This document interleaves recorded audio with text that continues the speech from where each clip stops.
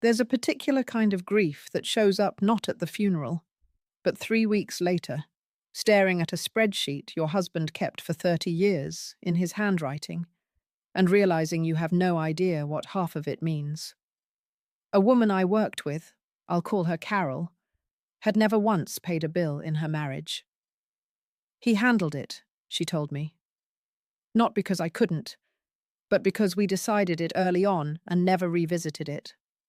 And now I'm sitting with folders I've never opened, trying to reverse engineer 40 years of decisions.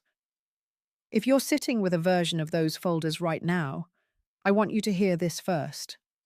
Not knowing the finances doesn't make you careless, and it doesn't mean you're behind.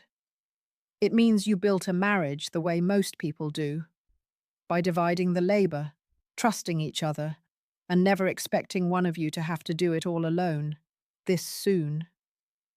Here's what I've come to understand, both in my own life after Walter and in sitting with women living through exactly this.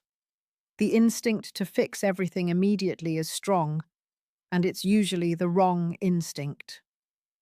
The early months after losing a spouse are not the time to make big financial decisions, not to sell the house, not to hand everything to the first advisor who calls, not to prove to yourself you can manage it all today. Carol's first real relief didn't come from mastering the spreadsheet.